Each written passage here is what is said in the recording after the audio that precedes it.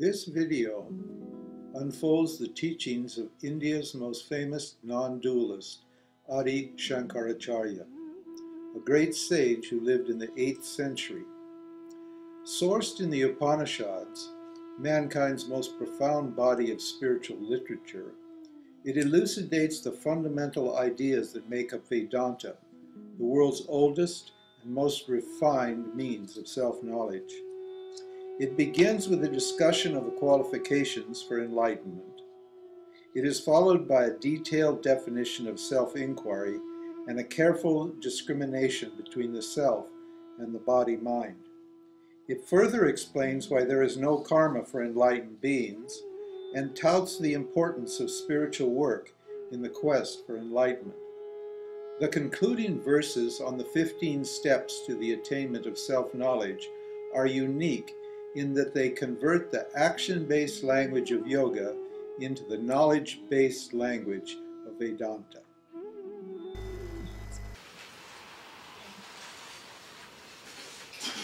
So I'm going to keep myself honest. I don't think we've done any text so far.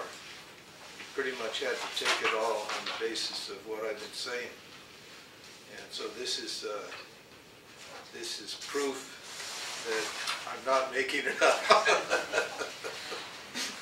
If anybody has a doubt and think this is my own theories or my own experience or something like that, well,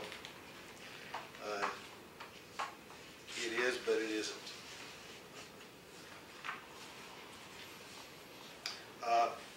This text is called Aparokshanubhuti, and it's by Sri Shankaracharya. Shankaracharya was an Indian person, a realized soul. It's sometimes called a mystic, but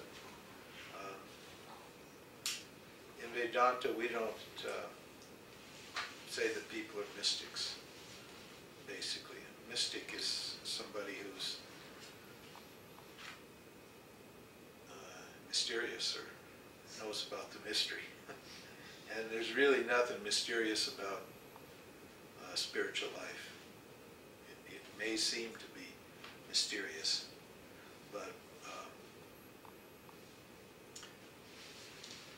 the topic of spiritual pursuit is you. And how mysterious are you? So it's not like trying to experience something that's way beyond or incredible or different or amazing or anything like that. The actual subject matter of Vedanta is you. So he wasn't a mystic, he was just somebody who knew who he was. And evidently he knew who he was from a very early age. There are, around these great souls like this, he was called a Mahatma, a great soul. There are all kinds of miraculous stories. And one was that he started speaking Sanskrit, chanting Sanskrit when he was 2 or 3. Evidently, by the time he was 8 or 10, he lived a very short life. He only lived about 30 years, about the same as Christ. He had an amazing impact on Indian spirituality and consequently on world spirituality, particularly Asian spirituality. When he was 8, all along he was bothering his mother to take sannyas. Sannyas is the final stage of life in the Vedic system. And his mother thought he was, a little cuckoo, because here's a kid who wants to renounce the world, wear orange clothes, and just take off. Which is what sannyasis do. you actually legally die. But if you need to be given sannyas. You don't just take it. If you take sannyas, it's probably not a wise thing to do. It should be given to you when somebody who's mature understands your condition. But there are very many people who have a problem with the world or don't like their life, and they want to renounce the world and run away, and they want to take it. And usually that kind of sannyas doesn't work, because their vasanas are not burned up. They haven't confronted or dealt with their vasanas, their stuff. And so once they get the orange cloth and are asked to follow a certain lifestyle, there are only two lifestyles in Vedic culture, the lifestyle of a householder and the lifestyle of a sannyasi. So what if you decide to be a sannyasi, you have to play by certain rules. It's a lifestyle, nishta, it's called. And if your vasanas are not burned up or pretty well handled, then as soon as you get in that lifestyle, all these other needs and feelings are going to come up, and you're going to have conflicts. And you don't want to be dealing with conflicts in the sannyasi stage of your life, because the whole purpose of sannyas is contemplation on the self, self-realization. You want all your attention to go into like meditating or thinking about and living the kind of life that allows you to, enjoy yourself and realize yourself. But anyway, this kid kept bugging his mom, and his mom said, she said, I want to be a sannyasi, and she says, no way. And one day when they were 8 or 9 or something, they went to the river to bathe. They were South Indians down in Kerala. And in those days, even when I went there about 40 years ago, people still bathe in the rivers down in the south. Not anymore, they're so polluted that people don't bathe in them.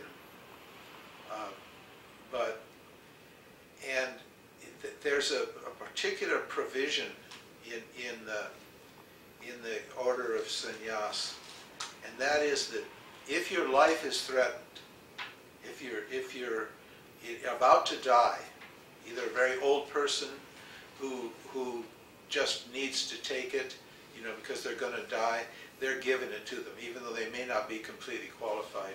It's kind of an honor to them, and you give them this thing. Or if your life is threatened, you could take sannyas. So he was out bathing in the river, and he went a little far out, and I don't know whether he made this up or whether it actually happened, but he screamed and yelled at his mother and said, "Oh, a crocodile is biting me and pulling me under the water." And he flailed in the water and said, "Oh, I'm dying, I'm going to die, Mama, I'm dying." And she didn't know what to do.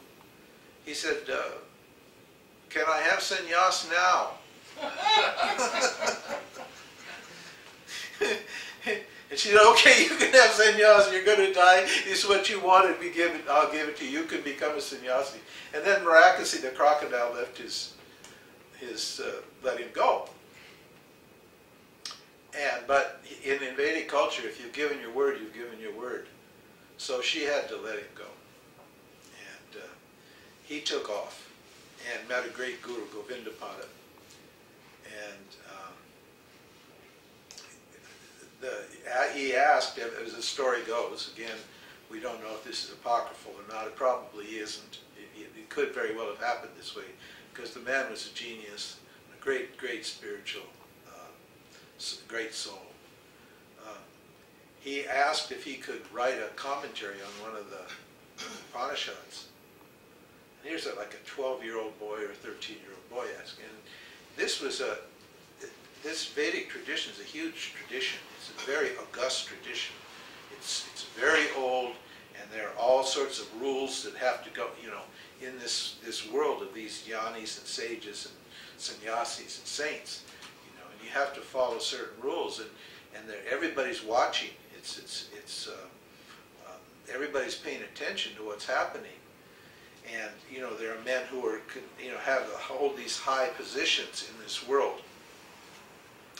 And so he goes to the top guru, and he says, he's a 12-year-old boy, and he says, hey, I'd like to write a bhashya, a commentary on one of the Upanishads.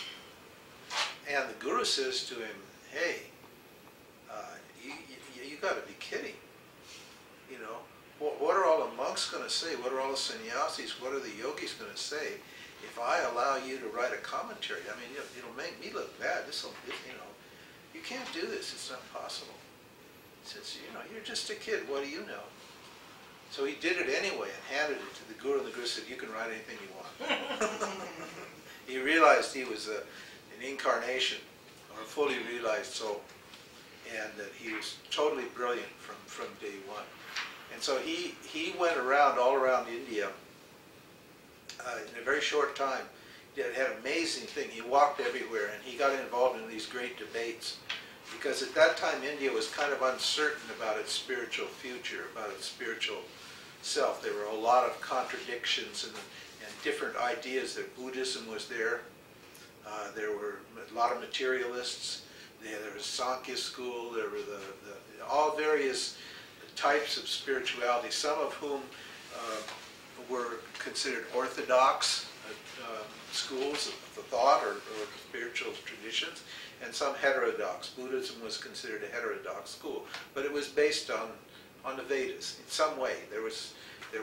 All of them took something from the Vedas, and but they all had borrowed bits and pieces and weren't clear about it. There were different theories about what the soul was and what the world was and how it was created and so forth and so on. We won't get into this exactly. We'll sort of touch on it in this text, but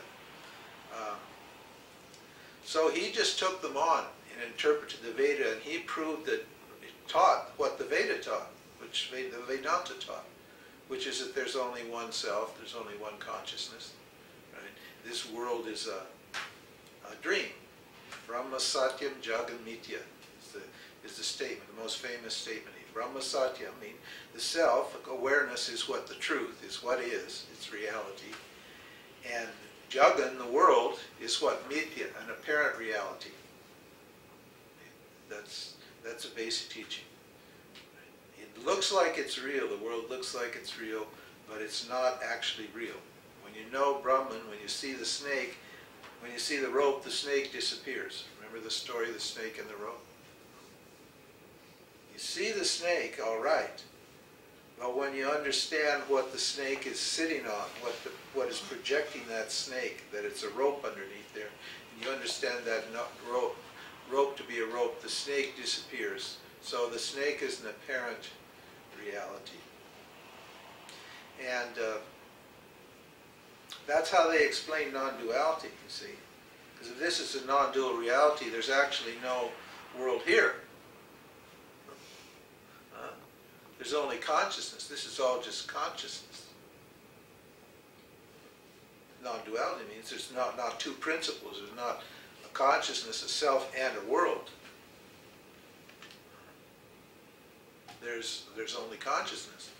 So there's no way to account for the world except to say that it's a projection or a dream that's brought about by what? Ignorance of the snake, the awareness. Once you know awareness, you see that this world is just an illusion. Illusion's not quite the right word. A dream that's projected out of consciousness and dissolves upon the dawn of knowledge. So anyway, these ideas, the ideas in the Veda, they had these great debates at that time, huge debates. The kings invited all the sages from different traditions, who had different positions, and they went on for weeks on end. And all the top political people were there, and all the artists were there, and they had music and the whole business, and they'd have these debates in front of the kings and the queens between these various schools. And Shankara just defeated everybody. He basically chased the Buddhists out of India. There are almost no Buddhists in India except a few up around the north. But basically they all either surrendered and became adherents or followed the Vedic path, or they moved out. And he established 4 great monasteries in India, north, south, and east, and west, which was given to 4 of his disciples who were also realized. And those monasteries, or mutts they're called, are still powerful spiritual institutions today, and headed by great yogis or swamis, great mahatmas even today. And they all have disciples and disciples of disciples and so forth. So there's a great tradition there, a huge tradition. And Shankar was the guy who brought this all together and enshrined Vedanta as, Vedanta means what? It means of self-knowledge, the Veda, as the premier or primary teaching in India.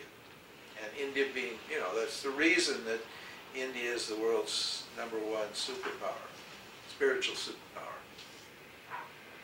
because of the Veda and because Shankar did this work. So he wrote many, many texts, many works. There are a lot of texts that are attributed to him, which probably he didn't write personally, but which are considered to be part of the Vedanta, the canon of Vedanta, because they are in harmony with the Vedas. And Shankar never said he was teaching his own thing. He said, I'm just a link to the tradition. I'm a link to the Upanishad, that's all. I just connect you to the Upanishads, to the Veda, and reveal that to you. This has been going on for a long, long time, and it's going to keep going on for a long, long time. I'm just one simple little link in this grand tradition of knowledge that's been handed out. So, that was Shankar. Okay, so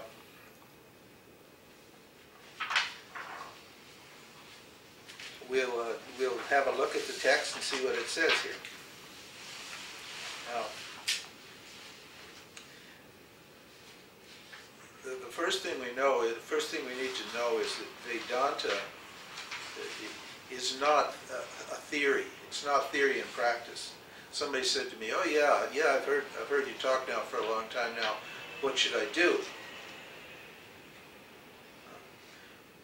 Well, what should I do now? Now I've got all the ideas. I understand the theory. I'm whole and complete. Everything's fine. Now what should I do with that? Should I go and practice that? Well, yes, you should, but actually, no, you shouldn't. Because if you get it, if you understand that you're whole and complete, you realize there's no practice to do. See? And the practice is not the practice of a theory. The practice is just the application of the knowledge that you understand as problems arise in your own life. That would be a practice. But this is not a theoretical thing. See, why is that? Because the subject of Vedanta is you. You're not a theory. There's no way that you're a theory. And you're not a doer. The you that we're talking about here isn't a doer, because you are non-dual. So that means you won't be doing anything. You'll just be understanding that you're whole and complete. And this Vedanta is meant to deliver that knowledge to you. So if you think that it's a theory, then you're going to practice it, then all you're doing really is continuing to reinforce this notion that there's something to achieve here. And there's actually nothing to achieve here. There's just something to be understood. See, a means of knowledge is only something that you delivers knowledge. It doesn't deliver any prescriptions. A lot of people come to spirituality and because they're bored, they think, or lonely or something, and they think, well, they need another doing, and so they're going to become spiritual and do spiritual things. They're going to pray and meditate and do all this stuff, go to satsang and so forth. It's an activity to fill up the